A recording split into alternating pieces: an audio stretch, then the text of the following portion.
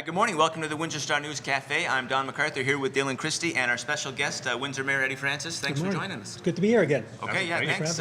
It's his second time back. We appreciate it. He's going to update us on the campaign. Some back and forth, though. One of the big issues, Eddie, taxes. John Milson says there hasn't been a tax freeze. In fact, he says they've gone up the mill rate's gone up 16% in 8 years. Listen, it's a campaign. John's running a campaign. John's the master of sound bites. Nice guy, but master of sound bites doesn't mean he's factual. You don't have to take my word for it. I know how you feel about politicians, but all you need to know is bond raters, Standard & Poor's. Just recently, the report that came out, University of Toronto, Harvard, everybody that's looked at this knows the fact that we've held the line. People at home know that we've held the line on taxes. In the very simple way of explaining this, it's hard for me to explain something that's not factually correct. So he sits there and says that we're raising taxes by 16%. The city is taking in less money today than it did back in 2008. So our take and the amount of money that we're levying is considerably less.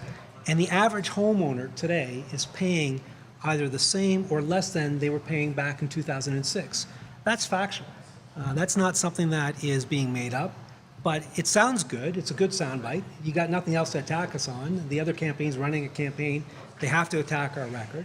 And the best way of attacking our record is by saying we've increased taxes by 16%. Doesn't mean it's true. Having said that, how else do you explain how Windsor went from the highest tax in the province to now below average?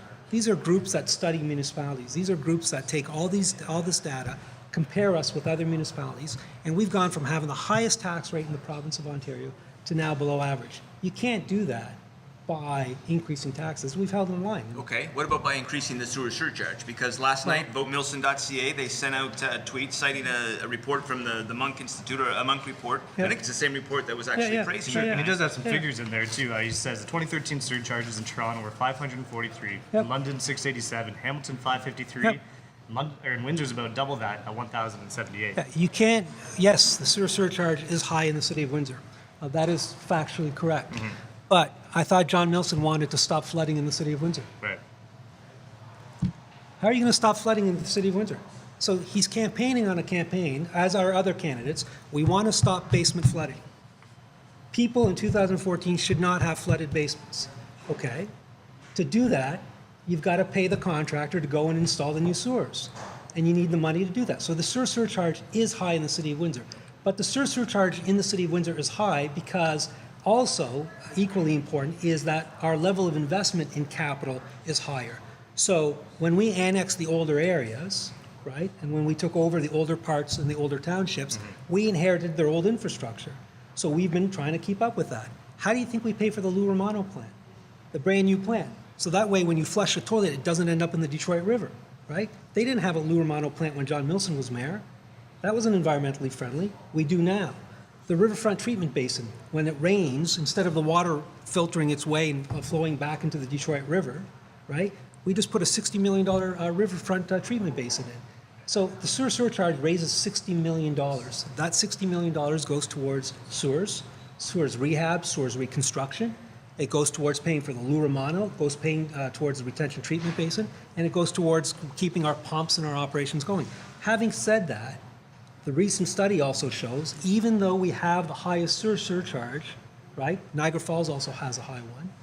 Even though we have a high sewer surcharge, combined, our municipal taxes combined with our sewer surcharge are still less than the provincial average. And that's something that the campaign didn't show you. So we are still below the provincial average. But the fact of the matter is, we want to stop basement flooding. We can eliminate the sewer surcharge tomorrow. But you wouldn't be able to keep up with the roads and sewer, or the I think sewers Milson's projects. argument then is that put these big ticket projects on hold. Like, don't do the aquatic center, don't do that. Use that money for the rebuild of the infrastructure. Is that realistic? Is that even something that you could pull from that pool of money and use that for this? I think it's important to recognize that you have to be balanced in your approach. There's a difference. A sewer surcharge is based on user and usage, right? So you have somewhat of a control in terms of what your costs are, right? If John Milson in the 80s did the job of keeping up the infrastructure, we would not be in the position today where we have to catch up. The fact of the matter is the infrastructure deficit didn't happen just over the last 10 years. It happened decades and decades and decades. And if you go back to the late 80s, they didn't keep up with infrastructure. You compare how much they spent on capital, but he doesn't want to talk about his record, right? Well, no. Okay? You know how much they spent on capital? Not even close to what they needed to spend, right? They were lucky if they cracked $30 million on capital. We're now spending on average annually $105 million. So you have to be balanced in your approach in building a city. So we have been very balanced in terms of doing the sewers, doing the roads, right? Reducing debt. And when you look at our infrastructure, $105 million a year. In the 90s, they were spending $50 million. So my predecessor and the team before us was spending $50 million. We've doubled it. So you have to build the amenities that are attractive and that build a higher quality of life. When you're out there competing for families, when we're competing for jobs, it's one thing to say, come to my city, right? Come to our city, come locate here, raise a family here, come invest here. And by the way, there's nothing for you to do here. There are no parks, there are no fire halls, there are no libraries, there's no aquatic center, there are no pools, but we've got some great pipes underground. Please come. It doesn't work that way. When you're building a city, you have to be balanced in your approach, and we've been very balanced in our approach. Okay, what just happened is a very interesting dynamic that sort of Milson is attacking you, and I ran- you're on the defense. You know, you're going. I'm not after, on the defense. So not on the defense, Yeah, but you're going after Milson, but you're done here. You're not No, running but for office I ran again. into It's I Drew ran that's into running John, again. and Drew is running. So- But I ran into John on Friday at the Oktoberfest at the Teutonia Club, and I have had this conversation with John, right? And you guys know me well enough now, and most people in this community know me. I said to John, as soon as you start attacking the record and attacking me, I'm not going to wait for somebody else to defend me. I'm not going to wait for someone else to stand up and say, no, you're wrong, you're factually incorrect. That's not who I am. I will defend myself. I'm very proud of our record as a council. And it's not only Dilkins that's running. There are incumbent councillors that have been part of the team that are running as well. So I find it's not only an obligation and a responsibility that falls on me to protect and defend our record, it's also to defend those incumbents that ran on that record, and I'm very proud of it. So with regards to factual, if it was factual, go ahead, Don, you've been on the other end, you slam me all you want. I don't mind it. Criticism is fair. Criticism is what fair criticism allows for the type of debate and discussion.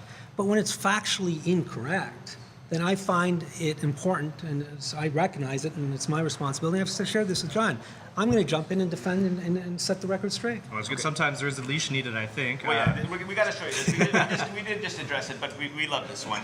This is Mike Graston, of course. This is when you came out swinging against Milson, and it's sort of the like there it is that you're doing the attacking for Dilkins, and can Dilkins stand on his own? Can he take Milson on? Dilkins can stand on his own. Dilkins has been standing on his own. Graston's an editorial genius, by the way. But at the end of the day, when it comes to our record as a council, Dilkins stands on his own. He's running a campaign. He's out there, and you guys have questioned him. But when John Milson and his campaign and his camp are putting out wrong information, it shouldn't be just for Dilkins to stand up and to stand on his own. I'm very proud of our record, and like I said to John in my conversation with him on Friday, I'm still going to live in this community. I'm not going to walk under and go bury myself under a cloud and not respond to false criticism. Having said that, you guys have already covered this. The week he announced, the week it was in the Star with Grace Macaruso, he came out and he was telling me what a great job I am. You can't one day say you're doing a great job, Mayor, and we should all adopt your vision, and this is awesome, the city's moving in the right direction, and then in the next breath say, this is wrong, this is wrong. Pick one. Pick a side. It was embarrassingly effusive, that email to you. But that's the really way. was. But that's what's important about this debate, right? It shouldn't be a discussion about who's got the best soundbite. It should, and we've talked about this. Whether it's at the mayor level or at the council level, let's cut through the fluff and find out what's reality. Just back to the 16% tax rate thing that he's trying to pin on you. I just want to ask this question. Yep. Because I think, to me, it boils it down to the simplest terms. If my house was assessed at $100,000 in 2006, right, and my house was assessed at $100,000 in 2006, and the exact same $100,000 in 2014, am I paying the same amount of taxes? Because when I think tax freeze, you're paying them more. You're paying them out, or the same, or less. Okay. Yeah. I'm not paying more. I'm not paying 16% more because the mill rate has gone up. No. You're not paying 16% more because John Milson said that's the case. No. Okay. But that's a good example. If you're assessed at the same level, right? Yeah, it's the exact and the same. way they've done it, and you're within the average and all that, and nothing has changed, you're paying the same or less. Because, for the last 6 years, we've actually had a reduction in the tax rate. Okay. Right? But this play on mill rate, it's your tax bill. What do you get in your tax bill, right? Don, how do you think I was elected for 3 terms? If your taxes went up 16%, do you really think we'd be re-elected for 3 terms? No, because the average person knows they've got their tax bill in front of them. If their assessment hasn't gone up, right, and if they're the same as they're paying the same since 2006, that's fact. Okay, double dipping. Yeah. You serve on all kinds of boards, Yeah. the airport board, the N1 board, the WUC board. That may or may not be the case, with the next mayor. But Milson says he's not going to take the money. No way, not in a town this impoverished. Just a soundbite, or is there any meat to that pledge to no double dipping? You're going to have to decide whether it's a soundbite or not, but in my opinion, it sounds good. John Milson has a record. I don't know why he seems to, run away from his record. When he was mayor, I believe, or, my understanding is he sat on boards and he got paid for sitting on boards. That's not something that started with me. I didn't come into office and say, by the way, we're going to start something new. If you sit on boards, you're going to pay. No, I came into office and the rules were if you sit on boards, you get paid for sitting on boards. You put in the work, you get paid.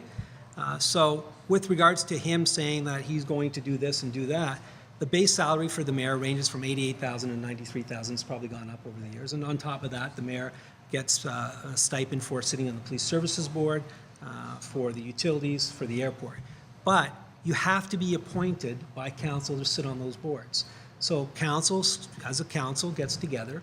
We put out ads for interested individuals. They bring in, their applications come in. We select individuals to sit on boards based on an application process. And then we select elected officials to sit on boards. And it's your peers that put you on those boards. It's your peers that elect you to sit on those boards. And once you sit on those boards or become appointed to those boards, it's those board members that choose who their vice chair and the chairs are. So for John Milson to say he's going to end it, that's great. It sounds great. It sounds awesome, right? But the bottom line is it's going to be a majority of council that decides what happens. It's going to be a majority of council that decides who sits on board and who doesn't sit on the boards, right? But it's a great soundbite. I'm going to stop this, and I'm going to save you. Let's use Enwin as an example. We're going to cut all board stipends. Really? $230,000? $300,000 you're going to save on board stipends? What kind of quality individuals are you going to attract to sit on that board? We have business individuals. And I heard his comment about saying those people don't own property in the city of Windsor. They're not residents. You know what? Those people own businesses in the city of Windsor. And their utility board, bills in a month are probably more than he pays in utility bills in a year combined. So it's wrong to attack business people that we've asked to sit on these boards. And the reason we've asked business people to sit on these boards and we've gone after the best is because we want the right business people running these businesses. And that's why Enwin went from a situation of over $100 million in debt to $50 million in debt today. That's why Enwin's been able to hold the line on its utility rates since 2006, 2008, right? Because we've got the right people around the table, right? Get rid of stipends, fine. Save $300,000. You can't pay for the engineering on a sewer project on that. Get rid of stipends, get rid of business people. Who's going to run and what kind of talent are you going to attract to run a $300 million business? We've seen what happened with other boards when we don't have the right talent and the right skill set to sit around those boards. You guys have filled up papers and editorial comments about how those boards have floundered. We've got certain towns that when you don't have the right people, they go into financial collapse and financial ruin. I live in one of them. Right? So the reason we have the right people and the way we pay a stipend is so that we can attract people as an honorarium so that we have the right people protecting our interests. But it sounds great. I'm going to get rid of stipends. You have to decide if you're going to vote for mayor based on a vision of getting rid of stipends or not. Excellent. Okay. Well, tax is a huge issue, one that will certainly come up at the mayoral debate today. It's the first one where all Yeah, of the looking forward three to front runners should be in attendance.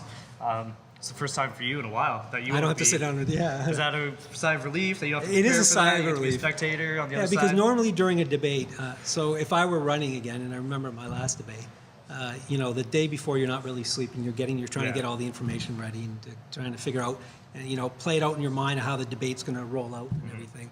The day of, you're really filled of anxious. You're anxious, you're nervous, and you're trying to figure out and anticipate what the day is going to bring. So for me, it's going to be great. I get to sit in the audience and watch today. And But would you practice questions and that sort of thing, anticipate questions like we see on the West Wing and those sorts of shows? Like, would you go that deep? yeah, what I did was, and the way I prepared, and I think I've had experience now, but the way I prepared would be, because you're the incumbent, you have the benefit of knowing the facts, right? So you're always having to prepare. We've got a fire truck going by. You always have to prepare in a way whereby you're setting the facts out, because the person that you're debating against, not being the incumbent, will throw things out. So you're going to have to spend the first minute or first half of the minute correcting the facts, and then spending the second half of the minute. So I would always prepare, understanding where my opponents were going to come from, what they were going to attack me on, framing myself in a position where I can respond within 20 seconds to their false claims, and then spending the next 40 seconds, because you only have a minute, getting my message across in terms of what I'm going to do. And that was a challenge. So it wasn't particular questions, but it was the themes, right? Whether it's taxes or infrastructure, the same themes that we have today. Right? Okay. We've talked about you're going to be involved in this campaign offering endorsements. Is it too early? So, other than Milson, are you endorsing any candidates? Yeah, I've spent most of the week this week. Some council candidates have called and reached out to me. So I spent some time this week talking to some council candidates. I've got some more calls to make this week. By the end of this week, I've got a pretty good sense of where my head's at.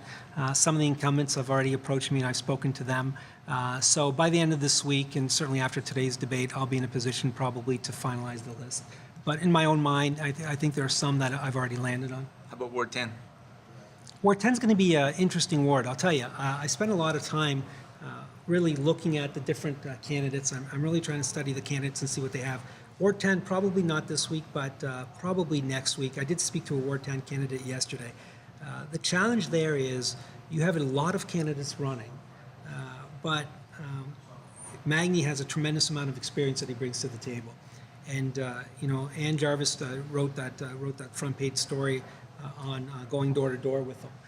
So the credit card issue is there, it's still there. The question becomes, is he able to overcome it? And does he offer more despite the credit card?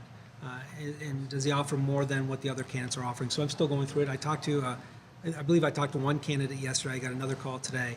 So I'm still going through it, trying to get to know the candidates, understand them, and going on their websites. And it's pretty interesting. They all have a variety of websites, and they're all presenting their campaigns differently, right? So I'm going through it, researching it, and trying to get to know the candidates and stuff. But Ward 10 probably sometime next week. Okay. Awesome. All right, well, we look forward to it. Yeah, it's going to be fun. Okay, I think we should probably wrap this up. We have this University of Windsor digital journalism class. They're in the audience here. Thanks for joining us, guys. Hi, guys. I hope we didn't bore you too much. But Windsor Mayor Eddie Francis, he's going to be back next week. Off to the chamber debate. Thanks for joining us. Thanks for having me. We're in the Windsor Star News Cafe.